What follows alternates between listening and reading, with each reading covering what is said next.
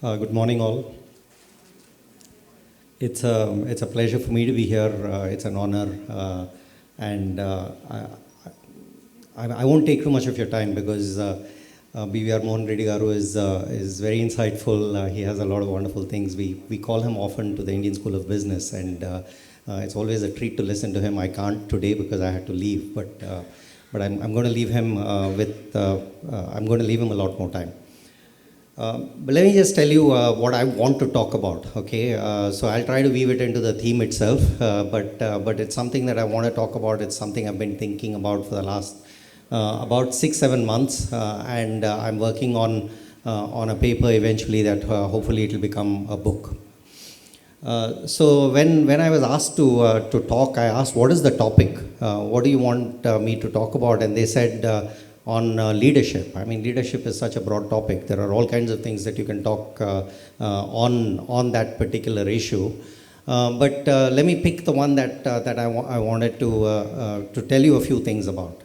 And this is a topic that has a lot of resonance now in the world, and will start having a lot of resonance in India too. So when we think about leadership and when we think about leadership teams, when we think about the most innovative teams that are out there, we think that one of the key features of innovative teams is that they have diverse perspectives within the team. So you need to build a team with people who come from different backgrounds, people who have different ideas. Cognitive diversity is the way that people talk about it. But ever since the election in the United States that has resulted in Mr. Donald Trump becoming the president and a whole host of people who came around him, there is a war that is going on there against something which is called diversity, equity, and inclusion. You know, there is a big war that is being fought out. And there's a lot that is being talked about in that domain, and a lot of it is exaggerated. So if you'll see, they had a plane crash at some point in time, and the immediate response of the president was that this is on account of faulty selection procedures that has resulted in a non-meritorious person being made a pilot. Okay, so that was his immediate kind of a response. And this is a response. I've been here in India. I was outside of India for many years, but this is also a response that I see on LinkedIn, and I see on when I meet even among my friends. When something bad happens, they point out and they say, "Oh, that was a reservation candidate." Okay, this is a statement that I've seen quite often.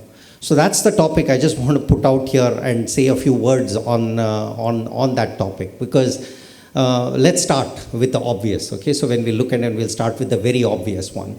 In periods of uncertainty, I mean, this is a history, I mean, this is a lesson that we get from biology, right? So when we think about and we say, whenever there is tremendous uncertainty in the ecology, in the environment out there, what survives really is diversity. Okay, so when so in periods of volatility, it is not specialists who are completely adapted to an environment who will survive. It is generalists who have the ability to do different things. They tend to survive, and that's true at the individual level. That's true at the team level. It's true at an organizational level. You know, so any diversity is of tremendous value when there is uncertainty out there in the world. Okay, so that's one. That's a given. You can go and you can look at. There is a lot of research that is there on the topic. That's one.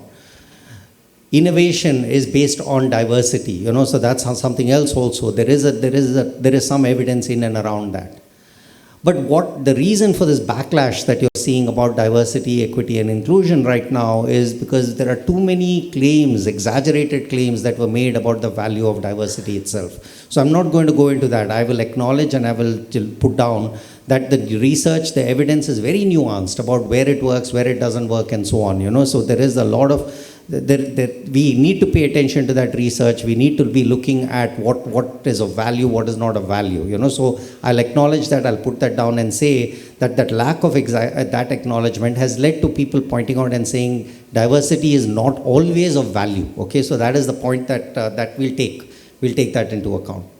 But now the pendulum is going to the other side completely, and where they're saying that diversity of all kinds is bad, and any kind of recruitment on that basis is bad. So you as leaders, you as managers, here are a few things I just want to put down to you. There are two major reasons why we think about diversity, equity, and inclusion. One of them is there is a performance imperative. It leads to innovation, it leads to growth. That's there. But there's a second imperative that we should never ever forget, that the reason why we talk about DEI, we talk about that as leaders, we're thinking about it, is because of justice. We want to bring people into a system who've been historically disadvantaged, whether it is women, whether it is people of certain kind of castes in India that had been excluded. So there is a justice element to it. And the justice element does not get emphasized enough when we are talking about it. It doesn't get emphasized enough. So it's very important, and from my point of view, the way that I see it is that as long as the goal of justice is satisfied, and the trade-off that we're talking about in terms of a performance decrement is not so much, then it is for us very clear the imperative is that we have to go in for and include people who have been marginalized. So that is the point that I just want to put down for you. In support of that, there are a few things I want to say. The first, you've all heard of the Pareto principle. You've all heard about, so there is research that actually points out that there are only a small number of people who are at the extreme end of the performance kind of distribution who make a very positive impact on organizations. The vast majority of people, as long as they're doing their job well, organizations can thrive, but it's the extremes that drive performance. Okay, so there's research on this. You can go and you can look at it. It suggests that and they are also disproportionately rewarded, right? So those are the people, whether in sports, whether in any other domain, the people who are the extreme performers who drive the performance of the entire team, the entire organization, they're limited.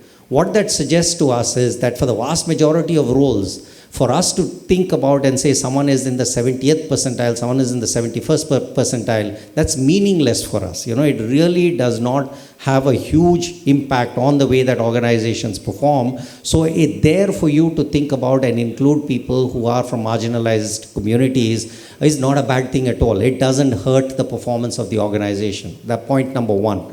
Which is to say that those fine-grained ways in which we draw out merit. And again, in the 3 years that I've been here, when I go and I talk to people, people talk about the rank that they got in the JEE, people talk about what they got in the 12th standard, the UPSC rank and so on. I think, what we got 40 years ago, 70 years ago, 40 years ago, is not hugely relevant, that's there. But also the fine-grained kind of like the differences that we're making does not have huge performance implications. This is point number one. I just want to make that note down for you.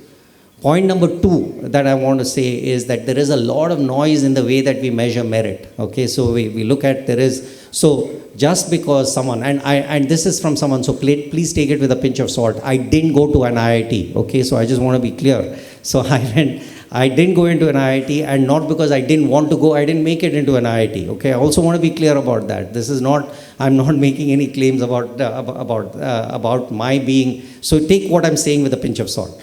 But what I want to say is that, what they do on that one given day at that point in time, that is not a marker of merit that you're going to carry on your forehead for the rest of your life, right? So there is noise there because there are people who could have gotten that rank that day and didn't, because for whatever reason, that they didn't get that rank, but that should not be the determinant of what goes on forever. So you need to have a much more holistic way in which you measure whatever you call merit. So that's my second point, that there is a lot of noise in and around the way that you do that. And the third point that I want to put down for you is, and this is where over the years, that in various positions that I've looked at, is human beings have a tremendous capacity to learn. So you bring people in, you give them an opportunity, so even if these are people that you think were not the people who are going to be cutting it. And again, I'm not saying and we, Mohan Reddy Garu and I were in an interview panel recently. There was one person who just stood out. It was crystal clear that person was outstanding. The others were all in some distribution, but one person stood out. I'm not talking about the extremes. I'm talking about the people who are there in the middle, so that are there. for you to bring in some of those people, give them a chance, train them and make them a little bit better, that I think is what you would be needing to do a lot about. So I'll stop here just to make this particular point, right? I just want to say this, So I'm a teacher, so I have this desire to summarize what I said in a few sentences. So I just want to say that there is a lot that is going on in the world about not trying to include people who have been historically disadvantaged. And I would like all of you to try to resist that, okay? So this is something I would like. As leaders, I think it is very important that you resist that.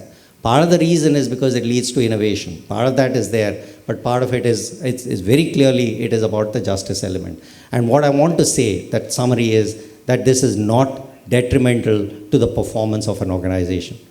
With that, I'll stop. I'm very confident that this is not what people were expecting me to say as part of my, in this leadership address, but I needed to get it out. This is something that I thought, and now it's something I deeply care about. I'm glad that I put it out here. Thank you very much for inviting me. Thank you very much, sir, for your very valuable and kind advice. I would request Honorable Wing Commander Bharat Bhushan Garu to please felicitate Madan Pilotla. I request the coordinators to please escort Bharat Bhushan Garu to the dais. Madan Pilotla, Dean and Professor of Organizational Behavior at the Indian School of Business, a position he has held since July 2021. He holds an undergraduate degree in Mechanical Engineering from BITS Pilani and a postgraduate degree in Personal Management from XLRI. A big round of applause to the first speaker who has given us a lot of valuable insights to us. Looking forward for more enthusiasm from the participants, as every session is going to be on the leadership qualities. It's going to be to impact, innovate and create something new learning for. Thank you so much, sir.